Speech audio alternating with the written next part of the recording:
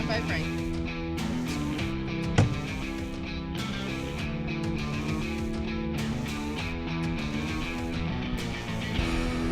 Hello and welcome to Punchlines. I am Frank Nicotero, longtime comedian, lifelong sports fan. We have a giant show for you today here, live from the South Point Sportsbook. Take a look at the sportsbook.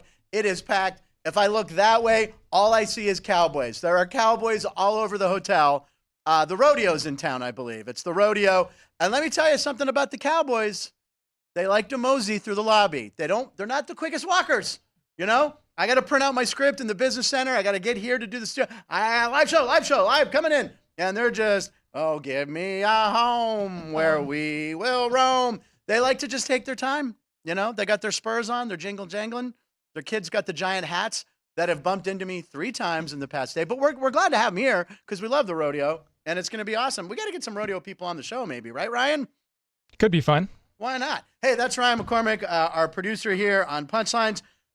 This is an amazing day in sports, ladies and gentlemen. Welcome to the sports solstice. It is the sports solstice. I love that. You should trademark that. TM that.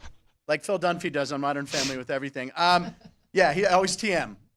So anyway, it's an amazing day, amazing show here today. We have Spencer McLaughlin, who does play-by-play of all the sports at Southern Utah, which is Ryan's alma mater. Yes, it is. And Go Thunderbirds. What's that? Go Thunderbirds. Go Thunder. That is the greatest name. Thunderbirds. Is there real Thunderbirds up in Southern Utah? Nobody's ever seen a Thunderbird.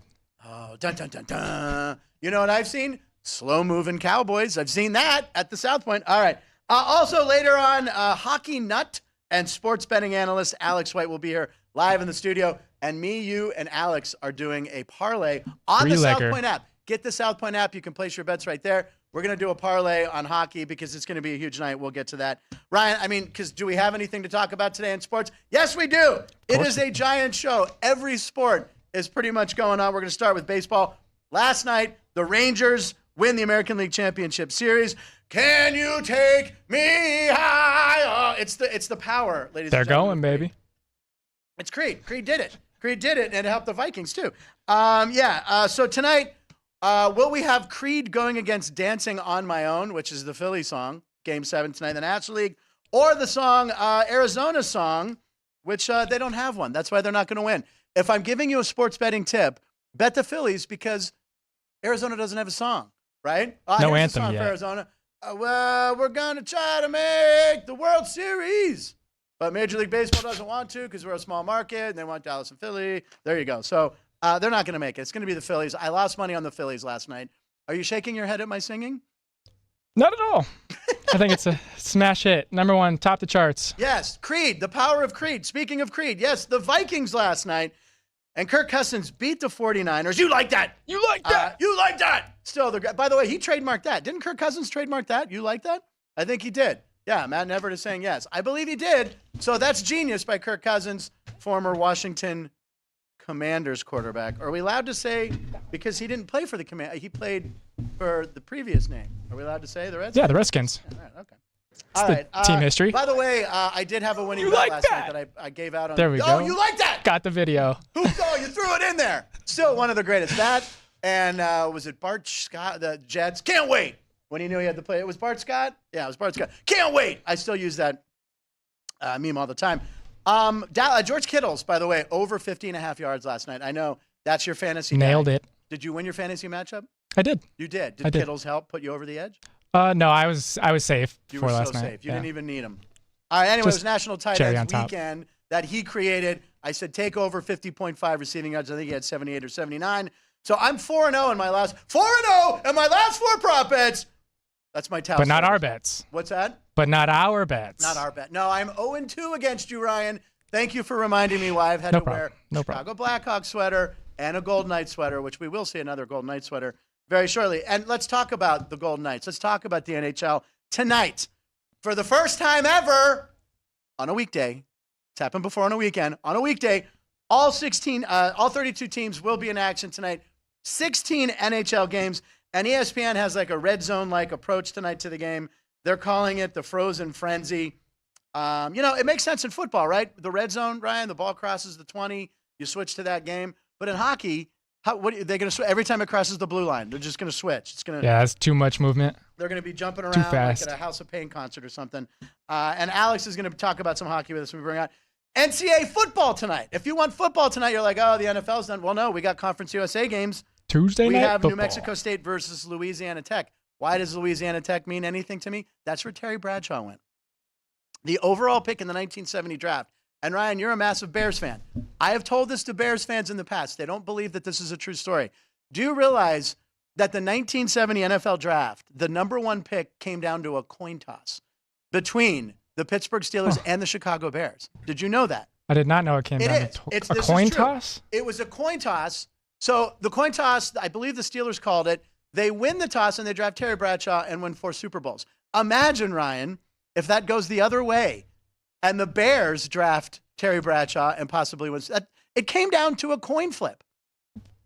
Why did the NFL move away from that? I don't what know. happened to the NFL lottery? Could you imagine If they did that, what is going on now? I don't know, but could you imagine the drama in a coin flip? Like, that would be like pay-per-view. People would have parties. Coin flip! Heads, tails, heads, tails, heads, tails. Yeah, on draft night. On draft night. Oh, man. That would be crazy. We're TMing. We're trademarking everything. Trademark that. We got, what's the solstice one? What do we have? The hockey one you came Sports up with? solstice. Sports solstice, because everything. Get that on. Yeah, let's do the coin flip. The coin flip. We'll capitalize the, and it's ours. I love it. Yeah, that's going to be great. And then NCAA football. Yeah, so anyway, Louisiana Tech's playing Liberty versus Western Kentucky. And you want WNBA? There's no more action, but we had action here in Vegas, baby. The Las Vegas Aces had their parade here in Las Vegas yesterday, Ryan. That they did. Toshiba Plaza. What's that? Toshiba Plaza. The Toshiba Plaza. There was thousands and thousands of people Home of there. champions. Home of the champions, 2-time champs. There we go. Is that Asia right there? Yes, it is. It is. And yeah, that's Becky Hammond. right? And there's the whole team. Those pants roll. I think she's doing the Michael Jackson show later. Yeah, she's got a cigar. she's doing the MJ show, the Plus Cirque du Soleil some, show. Look at that fireworks. crowd. Fireworks abound. Yeah, congratulations to the Aces. Can they do 3 in a row? Can they three-peat? It's been done before. And by the way, I just said three-peat. That is a trademark phrase of Pat Riley. Pat Riley, who's still working with the Heat, won a bunch of titles with the Lakers. He copyrighted. He owns the copyright to three-peat. So this is just a copyrighted show right now.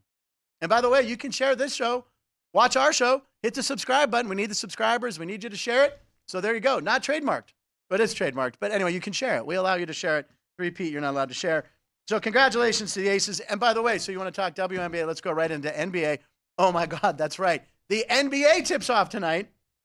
2 games, Lakers and Nuggets. I am a lifelong Laker fan. I grew up in Pittsburgh. All my friends like the Sixers. I didn't like the Sixers. I spent some time as a kid in L.A., so I liked the Lakers. That's why I'm a Laker fan. Then I lived in L.A. for 26 years. So I like the Lakers. And if you listen to Jeff Parles yesterday on Sports by the Book, he likes the Lakers in that game because he says when those teams, they raise the championship banner, they get their rings, all that, they come out a little lazy. They come out like, hey, we're the champs. We're going to win this. He likes the Lakers tonight and LeBron James. So we shall see. You know who didn't come out flat after raising their banner? I believe the Las Vegas Golden Knights. Golden Knights. They did, and we won that game on opening night. What is their record now? They're not still 6-0, are they? They are 6. They still haven't lost. All right, we're going to talk about more hockey. Don't worry about it. Let's get into Frank's Fast Takes. We haven't done these in a while. We've been doing a lot of celebrity birthdays, which we will sneak one in. But for Fast Takes, I want to sneak in number 1, Greek Freakonomics. This is a big story out of the NBA. Coming the day. Look at this. Look at Giannis. Ryan, did you make that? I did make it. Trademark that. Just add it to the TM list. Him throwing gold coins up in the air. And those gold coins, he's got a lot of gold coins. He signed Giannis Antetokounmpo. Yes. This is why I call him the Greek Freak. He has signed a 3-year, $186 million extension. He's got a player option. This is ridiculous. The yearly salaries are shocking. 45, 48, 54, 63. This averages the extension $66 million. So I figured, you know what? Let's break that down real quick. 3 years, $186 million. That is $62 million per season. An 82-game season, he's making $756,000 per game. Wouldn't that be nice? That would be nice. Just give it. Hey, Gianna, give us a half. Give us halftime. Give us one half. We're still talking like $375,000. And then just for fun, I figured out he makes $6.8 million per letter of his full name. His full name, Giannis Ugo Antetokounmpo That's 27 letters, ladies and gentlemen. That would be it'd be great in a game of Scrabble. You can't use proper names. What's that worth? But I looked it up. What's that? I said, what's that worth? That's worth 37 points in Okay. Scrabble. Okay. It's not a lot because No there's doubles, a lot no of triples? I's and there's a lot of vowels, a lot of single. The KMP, they help, but 27 letters. 27 letters, 37 points. And by the way, the Las Vegas Aces complete payroll for the entire season, $1.4 million. That is not, I mean, he makes that in 2 games. You said 1.4? 100? 1.4. What's that? How much? 1.4 million, I believe. Look it up. No way. I swear, I think it's 1.4 million. No They each way. make like 200, 400,000. There's only, how many people are on an NBA roster? There's like 10, right? 12. 12? I think it's 12. There's a couple scrubs on there. They don't make much. You know what they get? They get buffet Holy tickets. cow. What? I'm right, aren't I? Active roster cap, 950,000. There you go. And they went over, and I think, yeah, it's 1.4. So basically, Giannis makes in one game roughly the entire season payroll for the Aces. And you are shocked by this, and I am shocked too. I think that's not fair. The ladies should be making a little more money. Well, especially Giannis's career earnings so far is $234 million.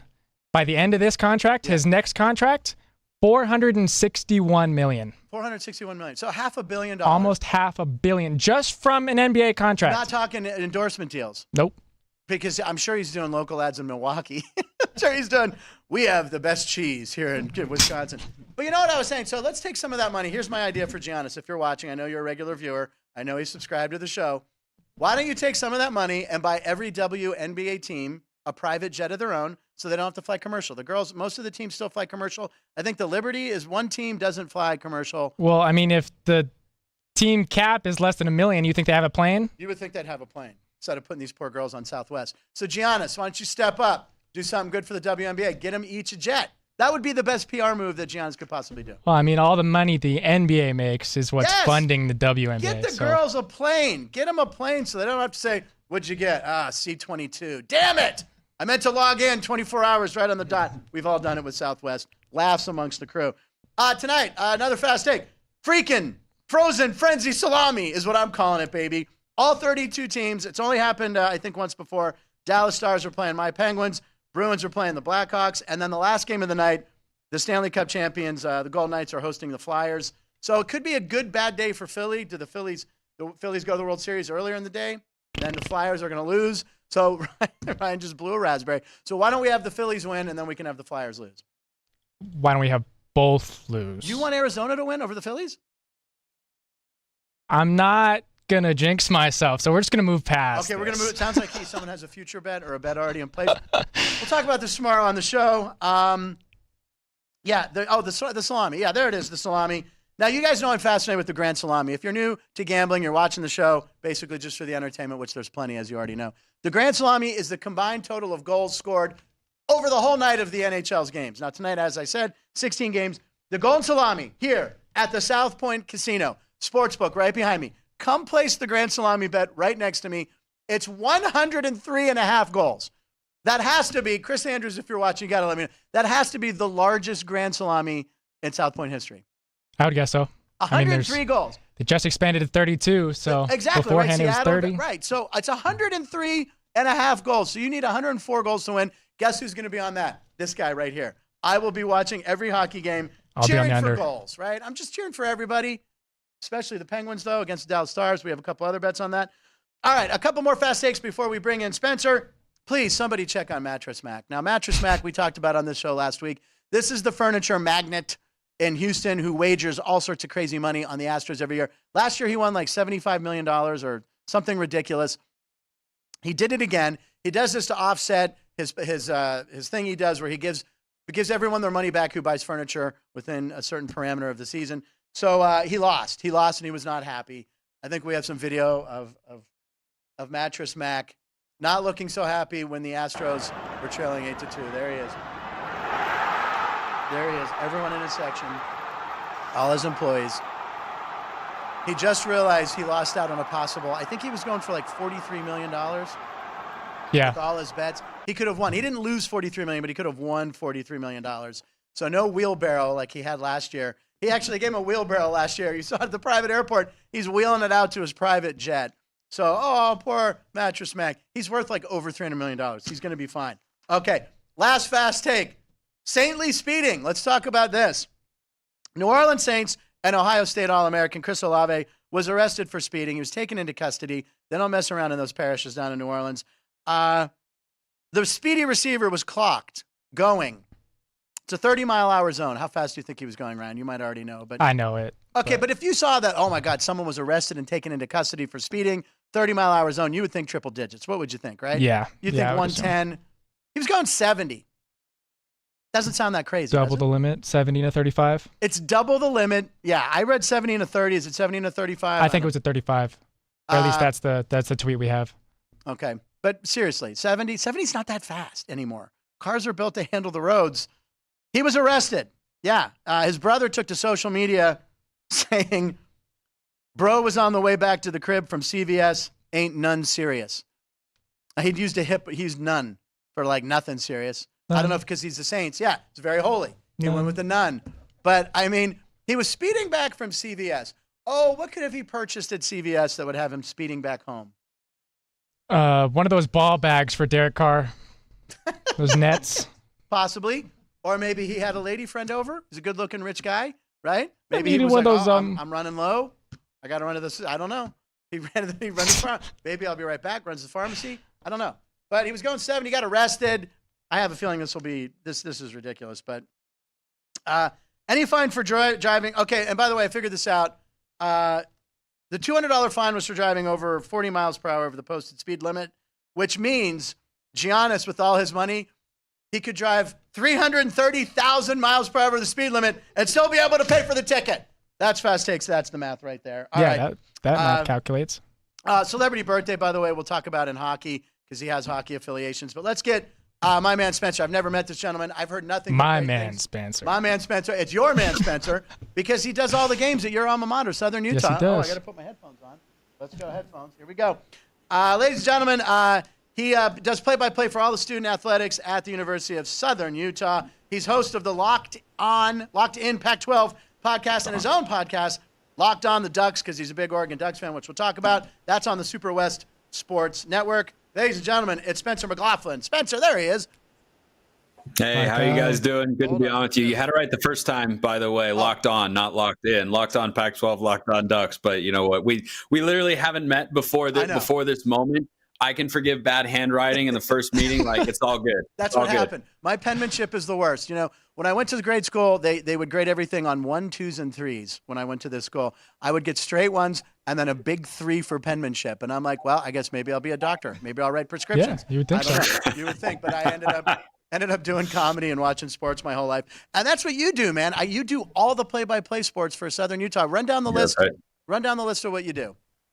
Yeah, so soccer, volleyball, football, men's and women's basketball, gymnastics, and softball. I do all those broadcasts for Southern Utah on ESPN Plus. I also have moved into a radio role with them this year. So we're doing a simulcast for our home broadcast, and then I'm traveling with the football team all over the country calling their games, and they've had a thrilling season, not the results they've always wanted, but yeah. And then 2 daily podcasts on the Locked On Network. I actually was just recording and uploading one of them before I hopped on here with you guys, so that I can have my afternoon free to go play golf, which is what I do in my free time.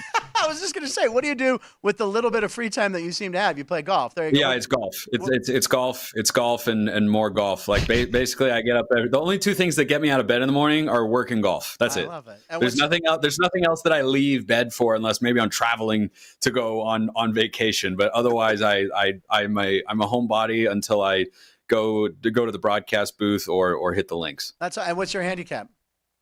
Lowish.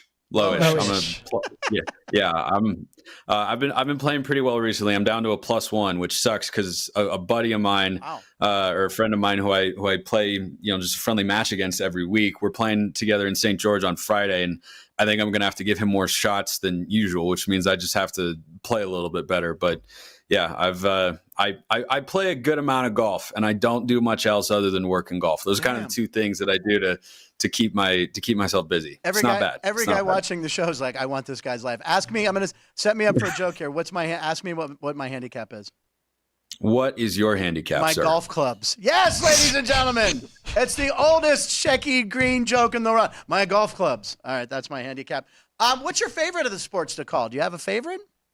I like basketball the best. Yeah. And my guy, hello, Ryan, by the way. Good to see you What's again, up, my Spencer? dude. Ryan has directed many basketball games that I've called, and there is nothing to me like a great crowd for basketball, just because you're in such a condensed environment. It's the sound is just kind of reverberating off the rafters, which are so tight. Like football can be great for sure, and I love calling football games. And sneakily, one of my favorite sports to call is softball, because Southern Utah doesn't have baseball, but softball is a really exciting sport. But the crowd in a basketball game, when the crowd is rocking, there's no feeling like that in the world to me. That's what, Ryan. So you direct, and Ryan's a multi-hyphenate too now. You direct, you produce. Trying to. He's trying to. I love it. And Ryan, what are the two things that get you out of bed every day? This show. Sports. And sure, we'll go with this show. Punchlines. Jesus. Yeah. My God. Now, professionally, what teams do you follow professionally? Who are your professional favorites? I'm a Pacific Northwest kid originally, so I'm a Seahawks fan. I got my Mariners shirt on today. Nice. And then Portland Trailblazers as well, which is a tough time right now. It's frankly a tough time. I liked what you guys got back. Yeah, they got a lot back for trading day. No, right? yeah, I didn't hate it. It's just sad. Brandon Roy was the first All-Star that I remember as a kid, as a Blazers fan, growing up just south of Portland in Lake Oswego. And we had a poster in our playroom where we had the 7-foot Nerf hoop, and there was a picture of Brandon Roy, and it said Portland's All-Star. That was the first superstar in the NBA that I really latched onto. But then the second one was Damian Lillard, and just to watch the organization piss his career into the toilet by not getting him a core. I look around the NBA and I go, why can they do that? Wait, why can't we get those sorts of guys? Why are we not making these sorts of moves? Like, they're just too content to be stuck in the middle for way too long. And they traded CJ McCollum 2 years too late, and it's frustrating. It's frustrating. I think there's a core, though. I think after the Drew Holiday move and what we ended up getting back there, I feel better about the team's vision and what they can be going forward. It's just going to take a while because it's Portland. This is an organization that has made the conference finals twice in my life, and for one of them, I was 3 years old, and I don't remember anything about it. So it's just going to be a long build. Yeah. It's going to be a long build. It's going to be like the Kings and the Grizzlies. You got to endure some years at the bottom before you build around a young core. And I know the plan is there, and I think the plan can work. It's just frustrating to know that you had the best player in franchise history, and you didn't win a single game in the conference finals. Got there once. But that's Spencer, life as a Pacific Northwest sports fan. Now, you know what, Spen? Now he wants to go take a nap. He's like, you know what? I got up for this. Now I want to go to bed because you've depressed me about the Trailblazers. When did they win the title? 77 with Bill Walton? Didn't they win a title? 1977. Bill Walton. The only reason I know that is I had that Sports Illustrated cover on I used to cut out Sports Illustrated, Ryan, was a magazine. I know. I used to have the cards that they had in the... I used to take them out. It's basically like the internet, but in paper form is what Sports Illustrated was. Faces in the crowd was my favorite thing at the end. But I remember I used to cut out the covers and I'd put them on the wall, and that was a big deal. And for some reason, I thought Bill Walton was such a cool-looking dude. So I had him up on the wall. And let's be honest, I also had Paulina Portskova, Carol Alt, Kim Alexis, Christy Brown. The swimsuit issue made the wall a lot. Let's just say that. All right. By the way, Seattle, the Seahawks were like one of only of the top 8 teams, the favorites. They were the only team that covered the spread, and they only did it by half point. So it was a tough weekend gambling. But Seattle, Geno Smith, no one thought last year. You got to be high on the Seahawks this year a little bit, right? I feel good about where the Seahawks are at. Absolutely. I like their defense a lot. They have rebuilt very well. Amazing. Looking back on it, of course, the Russell Wilson trade looks brilliant. I was frustrated with it at the time. I've come around for more than one reason. Not just because it got us Devin Witherspoon, who is going to be in the running for Defensive Rookie of the Year. He's really, really good. And you have him and Reek Woolen. Jamal Adams played really well on Sunday, and Quandre Diggs. I like the secondary. The front four is playing well. A lot of things to like there. I just don't know if Geno Smith is a guy that's winning you a Super Bowl. Right. I don't know if the defense is that good yet. Like, rookie Russell Wilson was a Super Bowl caliber team. Early Russell Wilson, before he really, became a superstar, and obviously long before his regression that we've seen with the Broncos. I think this defense is really good, above average. They're getting pressure well. Their secondary covers. Bobby Wagner's a beast, and he mentors Jordan Brooks, and it's all really, really good. I don't know if they're quite there yet. I certainly like the direction that they're going, though, and Pete Carroll just continues to be the ageless wonder. He's unbelievable, and he running up and down, chewing gum. I love that guy. So here's a scenario for you I'm going to throw out there about the Seattle Seahawks. Okay. They got some draft picks stockpiled, right? They got some. What if they trade up? How good would Michael Penix Jr. look in a Seattle Seahawks uniform? Harkening back the lefty days of Jim Zorn when I first watched the Seahawks. Zorn to Largent. I loved those guys.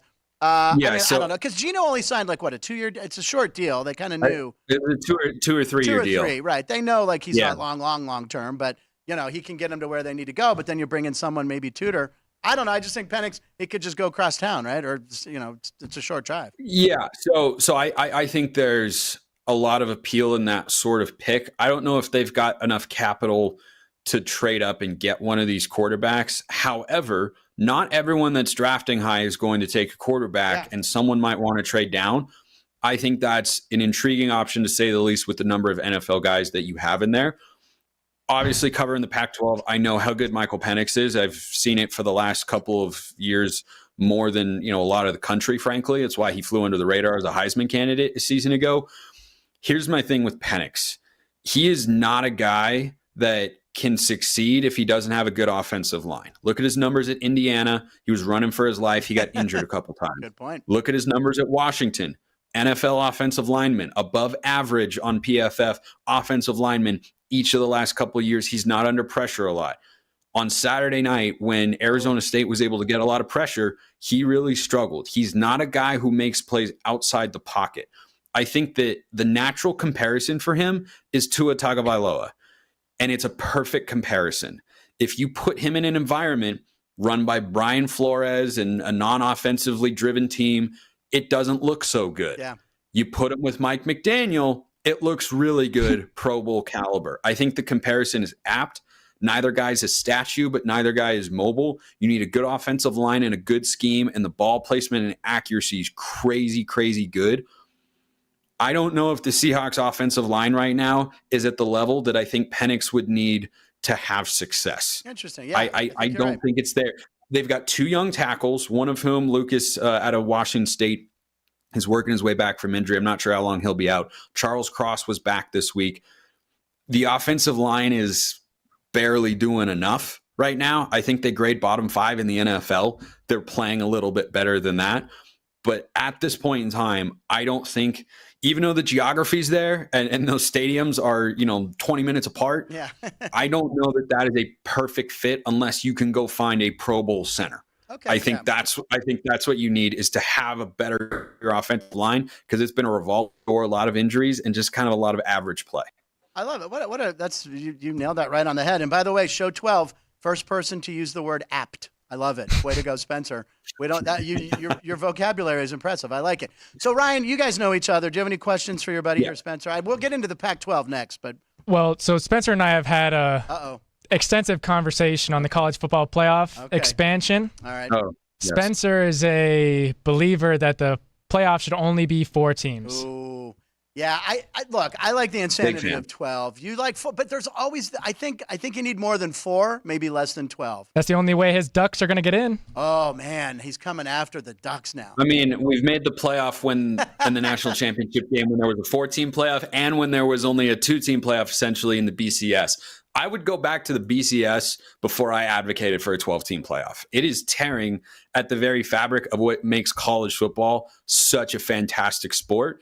And that's that on a week-to-week, game-to-game basis, there is no sport, not even the NFL, that matches the urgency of college football. You do not rush the field because of a massive win in the NFL, because no regular season game can mean as much.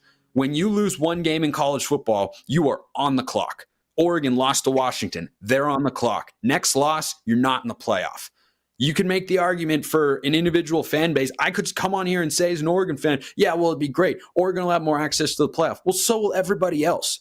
I don't want to live in a world. And by the way, the automatic qualifier nonsense is even worse. Yeah. You talk about lunacy. It's just a bigger version of something we're doing away with in the sport, largely speaking, which is, hey, we shouldn't have divisions. You shouldn't benefit from being lucky by everybody else being down. And yet we're sitting here saying you should automatically get into the playoff if you win your conference. Like, wait, hold up. In what were Utah in 2021, really good team.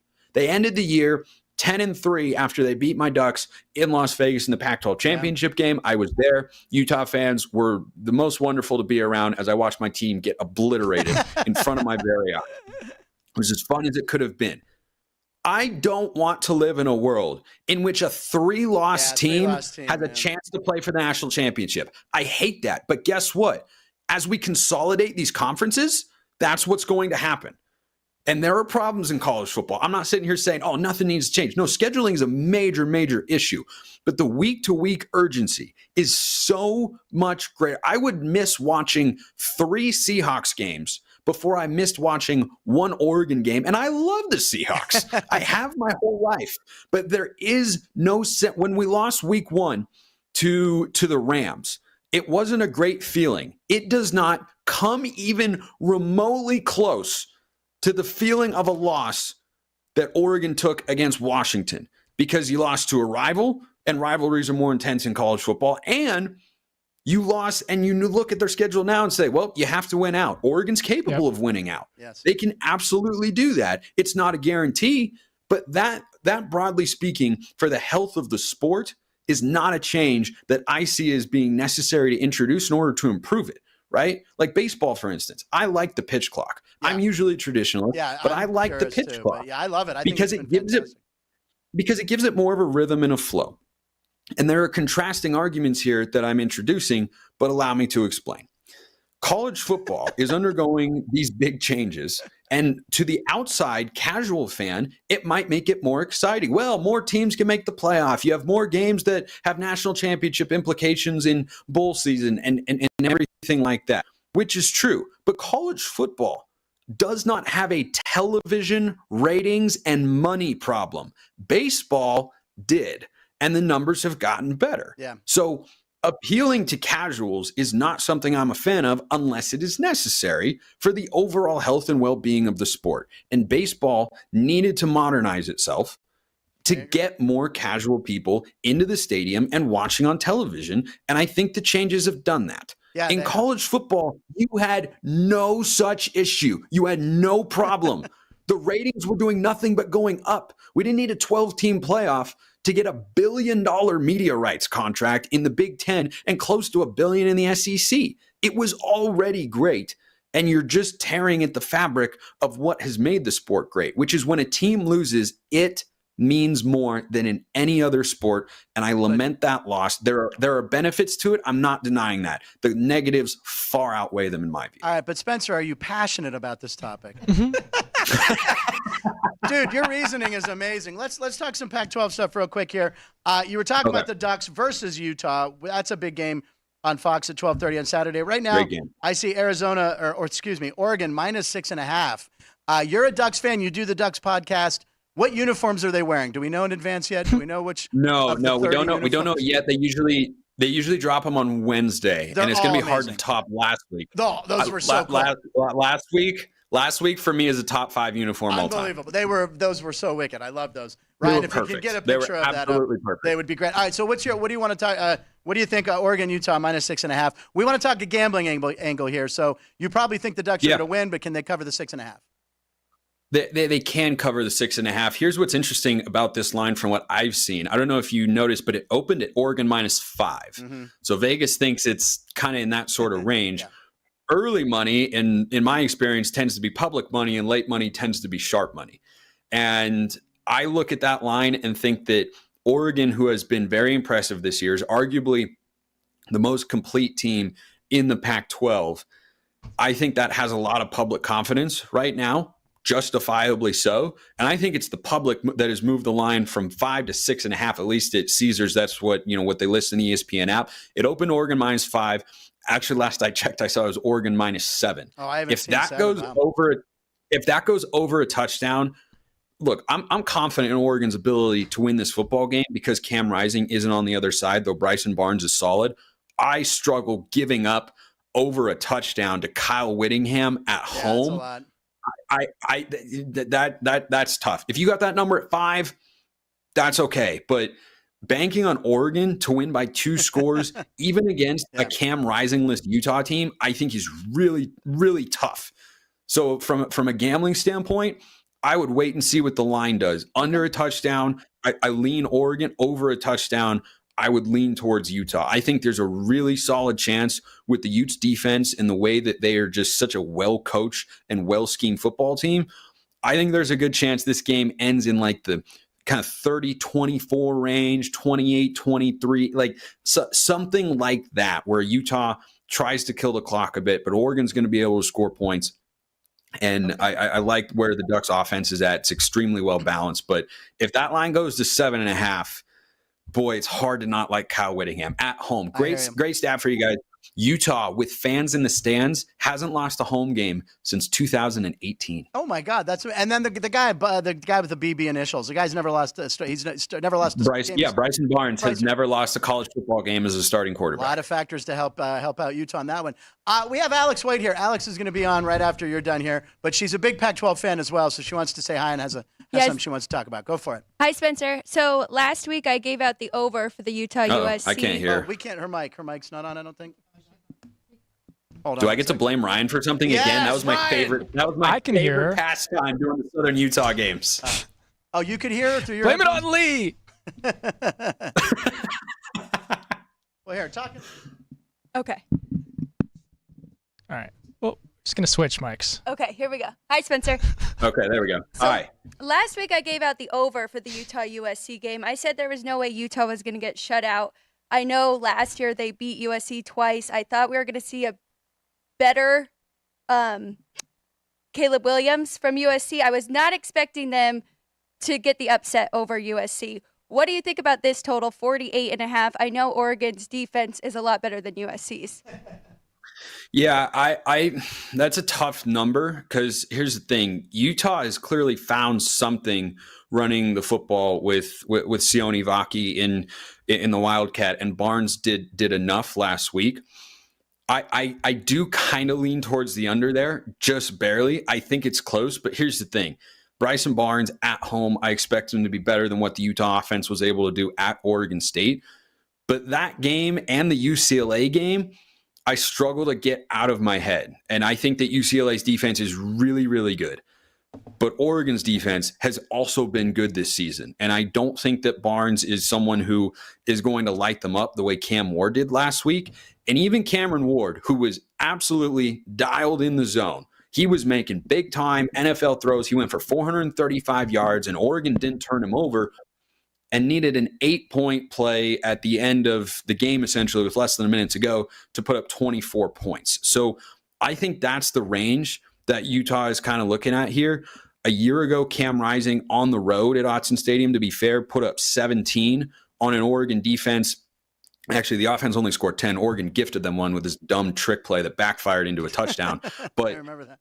I don't think that, the home field advantage obviously favors Utah here, but I like Oregon's defense. They are a better unit than last year, and this is a Utah team that struggled to run the football and struggled just kind of across the board with Cam Rising at the helm. So I kind of think the home field advantage is somewhat negated by the Bryson Barnes factor. I think when you're looking at that 48 number, you have to think about how many points you think Oregon can score on Utah. You can talk yourself into whatever position you want there, but if that number is hovering around 48, I think a total, at 20 plus or minus 3 is probably where Utah ends up. So you then need to assess, how do you feel about Oregon's offense against that Utah defense to figure out where you land on the over under there. Spencer, I just wish you would come with more. You'd be prepared more when you come on the show with facts and numbers. Holy mackerel, Alex. Very good. Follow-up question. I did jump on Oregon to win the Pac-12.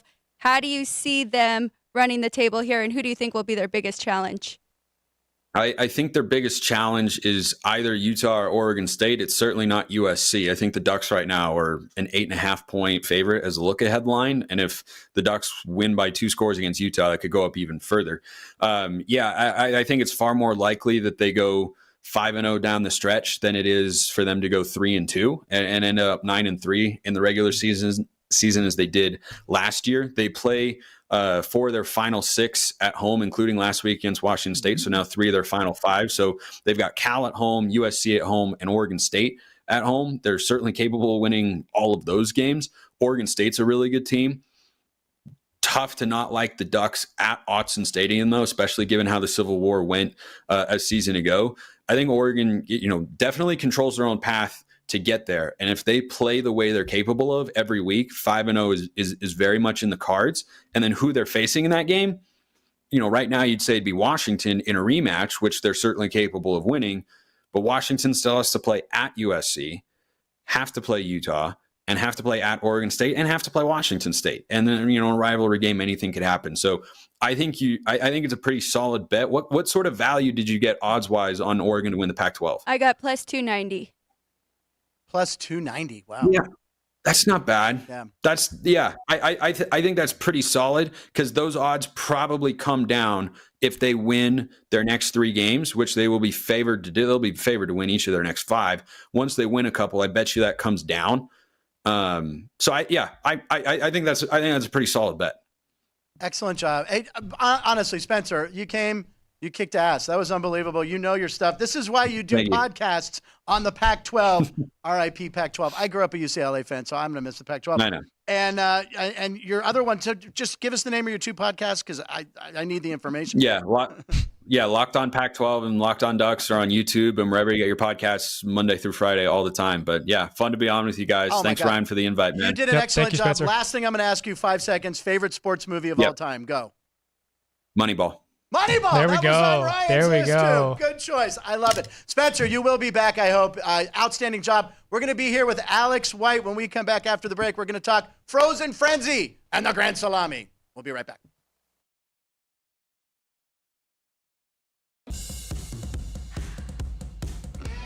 South Point offers all the types of entertainment you'd expect at a first-class Las Vegas resort.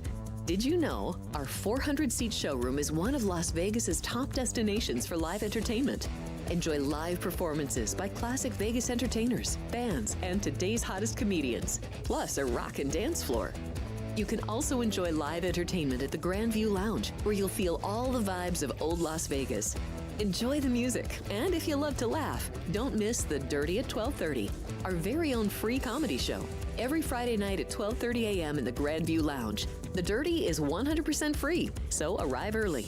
Go to southpointcasino.com or call the box office at 77136 for today's performances at the showroom and the Grand View Lounge.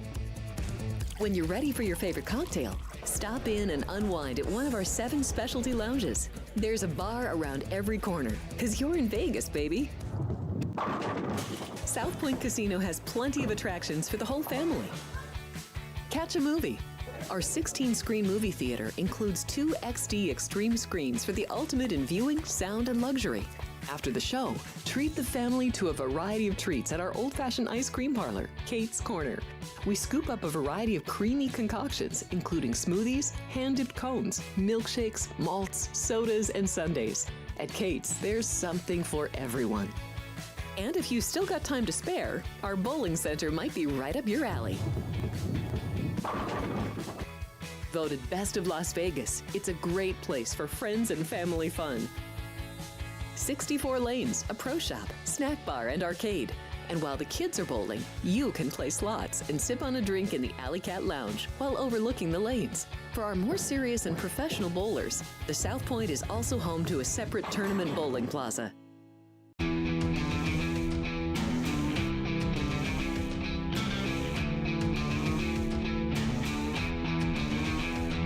But Ryan, have you seen the original Longest Yard with Burt Reynolds? We're still talking about sports movies here. This has been a hot topic. We're going to come back on Monday, by the way, when Denny Nagel's live in studio. We're going to do Movie Monday. We're going to do more sports movies because it's been very popular on the show.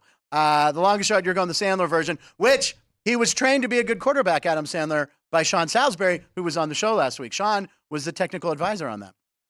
Sean frickin' Salisbury. Sean frickin' Salisbury. I wore the shirt. Do we have any live comments? Anything happening on the YouTube? By the way, we appreciate you guys watching. We appreciate all the live comments. We appreciate you subscribing. Hit the subscribe button. I feel like a TikToker, but do it. and share the show with the YouTube links that Jerry creates, or I guess Ann's doing it today.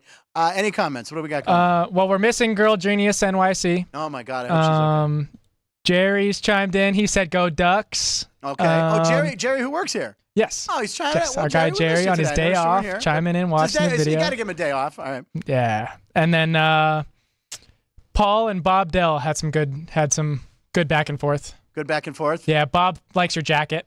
Do you? I know Joseph Pratt, you might be watching, also likes my jacket. He rates my jackets every day. Remember, the Premium Outlet Mall right across the street here at the South Point, the Skechers, I highly recommend the Skechers. They had a buy one, get one 50% off. I got like 4 or 5, under $100. I don't dress up 4 or nicely as you, 5 but this is my Skechers. look. Everyone knows Frank, he's hip and he's young. He's hip. That's the biggest laugh I've ever gotten in this studio. Right there when I said I'm hip and young. Holler! Is that how the kids do it? And do they even do holler anymore? None. Let's bring in our guest. You heard her talking to Spencer, who was, by the way, it was awesome. Great job, Spencer. Fantastic. It's Alex White, sports betting analyst, and just a hockey nut. And what else can we say about you? And, oh, my God, before we get to hockey, I didn't mention this last time. You were a contest winner here in Las Vegas. You won a giant check. Tell us about that. I did. Big So fat check. it's called the Last Man Standing. You have to bet against the spread. I signed up for NFL and college. I won the college last year, Wow. so 2022. And then I actually went back to back kind of because for college basketball, there was a 4-way tie. So I thought I was out. It was down to 4. It was Connecticut, SDSU. I put my ticket in on SDSU. Wow. They lost by a lot. So I'm like, all right, that stinks. I was almost there. I get a phone call. Hey, Alex, you won the Last Man Standing because it's called the Last Man Standing. Yeah. All 4 of you picked SDSU, so we're gonna split this 50,000 between you 4. Nice. So, yeah. Cash it in. And by the way, last man standing, is it time to change the name of this contest? I mean, that's, last person standing. I don't know. She's like, they gave me a check. I don't Reserve want for that. Alex. I love them. They gave me a giant check for $100,000. Then call whatever the hell they want. I just want to win it. I know I wasn't the first woman. I did ask that, so there was somebody before me, and I kind of thought about it. I was like, I want it to be even playing field. I went against a lot of really sharp sports betting men. Okay, I'm so sure. I can be the last man Hey, standing. you have the last laugh standing is what you have on that one. All right, let's talk hockey. We've been talking about it. The Grand Salami, 103.5. That's all I care about. I love the Grand Salami. I lost a Grand Salami bet, and I'll take the over. Do you want to go under on Grand Salami? 103.5? If Anne's not taking it, I will. She's going under? Okay. All right. All right. And I both on the under. Damn it. Coke Zero? We doing a Coke Zero on this?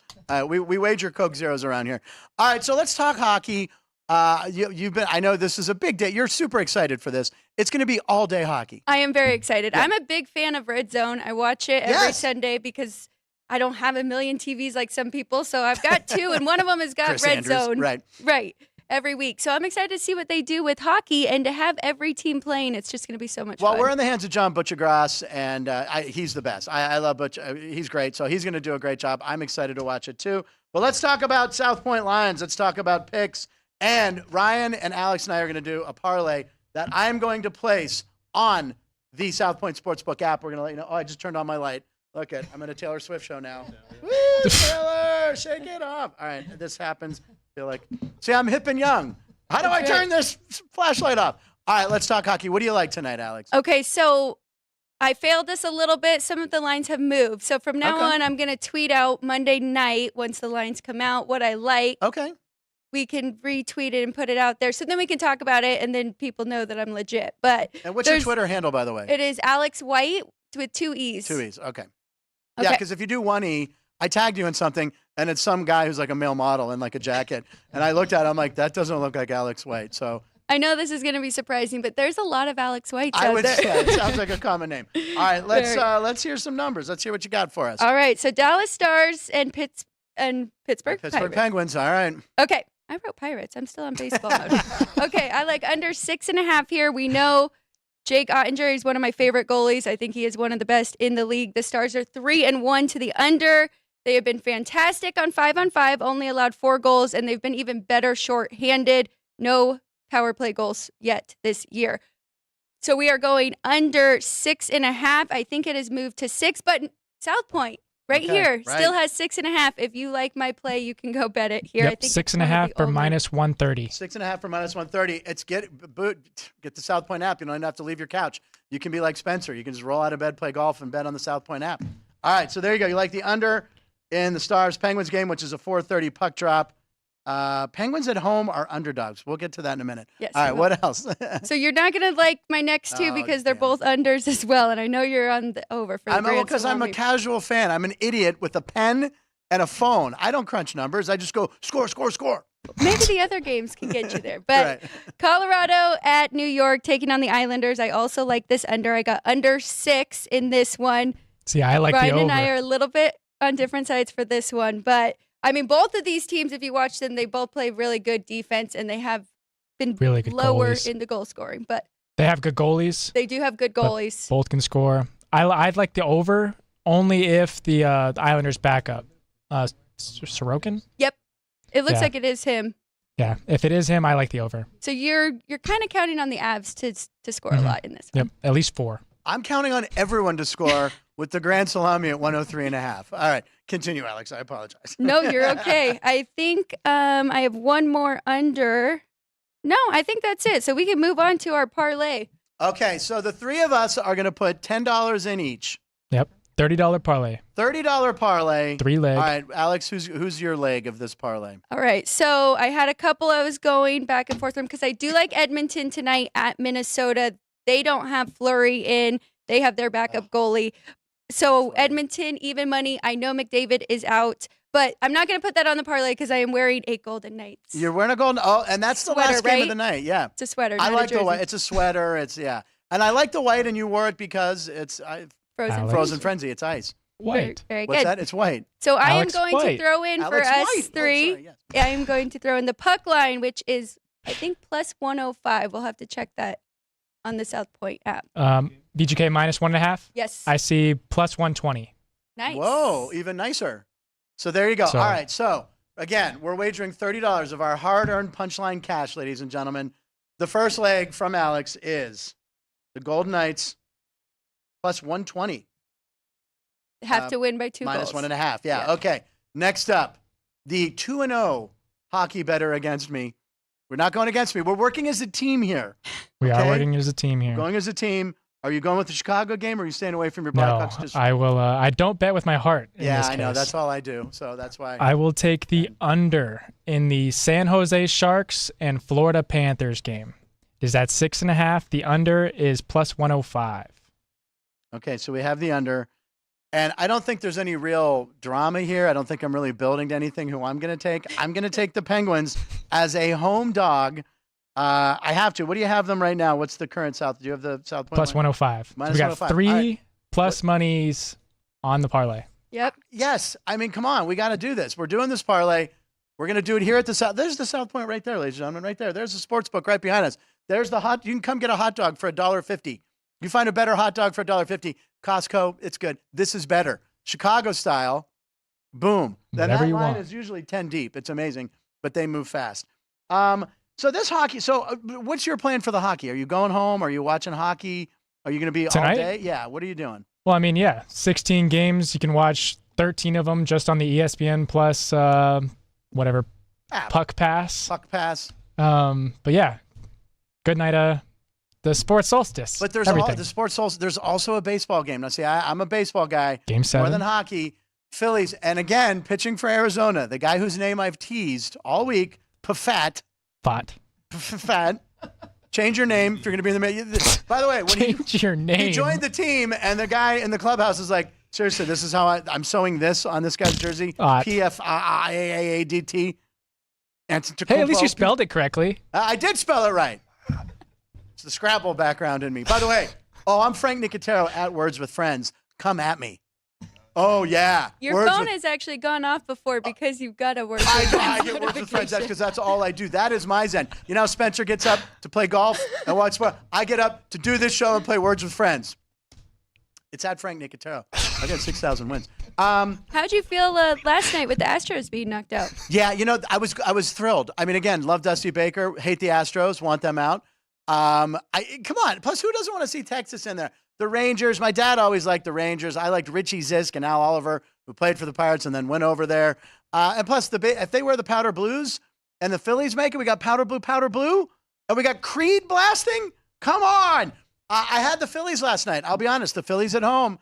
Aaron Nola on the mound, 3-0 in the postseason. They were minus 185. I had the Phillies and said, this is money in the bank. And then, oops, long ball, bit the Phillies. They've been hitting the homers? No. D-backs hit all the homers. But tonight, and is this not foreshadowing? By the way, I see a frozen image of Spencer up there. I think he's still there ready to jump in on the monitor that I see here in the studio. I'm like, he's ready to come in with more numbers. He's ready. Pitching for the Phillies tonight. There he is. That's what I'm seeing right now to my right. I'm like, holy shit, is he back? Has he got more numbers he wants to throw out? Is he crushing the baseball game now for us? It's just staring through your heart. Again, Spencer, nothing but respect and love. You were amazing. We want you back. Pitching for the Phillies tonight, Ranger Suarez is starting the game. Is this scripted like the NFL? Oh, man. The NFL's not scripted, although the script is I don't out. know if Kenny Pickett got the first down and the Colts definitely got robbed. All right. There's too much going on right now. What's that? There's too much going on in the NFL for it to not be at least somewhat. But how great is NFL for embracing the conspiracy theories of Yeah. it scripted? But making that whole campaign of them sitting around with scripts, that was genius. It was genius. It was hysterical. Very well done. But Ranger Suarez will carry the Phillies into the World Series to meet the Texas Rangers. Games 1 and 2 over the weekend. Then games 3, 4, and 5, Monday, Tuesday, Wednesday. Denny Nagel, 20-game winner, World Series champ of the Yankees, will be live in the studio sitting in Alex's chair. He's bringing along Greg Vaughn, who he played with on the Reds and the Yanks, and Matty Cordova, local, right? He was an AL Rookie of the Year. They will be here. We got Tom Glavine is going to Skype or Zoom or Discord. What format do we use here? Discord. We don't know. Somehow we'll get him on video. But, I mean, come on. There's Tom Glavine as a Hall of Famer. That's going to be amazing. And Tom Glavine also, you might not know this, drafted very high in the NHL draft as a goalie, right? Matt, you can confirm that? It was in a higher round, too. Yeah, Glavine's also a hockey guy, so you'll be able to talk hockey with him. So there's I kicked. You know, when you're 5'7", folks, and you're on a stool, you're going to kick. You're going to kick. My feet don't reach the stool thing, so sometimes I'm kicking like a little kid waiting for a seat at Chili's or Applebee's. Tom Glavine was drafted in the 4th round of the NHL draft. Yep. Not bad. As a goalie. A lefty goalie, too, by the way. Yeah, Glavine was a great athlete, man. But he chose baseball, and I think he did pretty good. He won over 300 games, and he's in the HOF. So lots of action. I mean, tonight, Alex, where are you watching all these games? You said you only have one screen, so you're relying on ESPN's coverage. Yes, I am, very much. But yeah, just at home. No quad box? No quad box. Does ESPN Plus have the quad?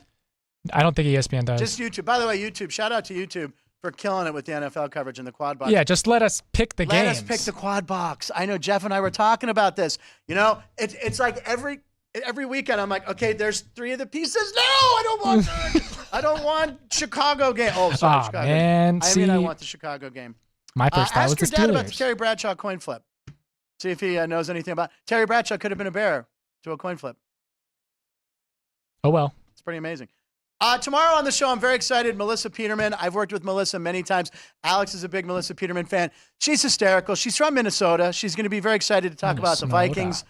She's a giant Prince fan. We can talk Prince music.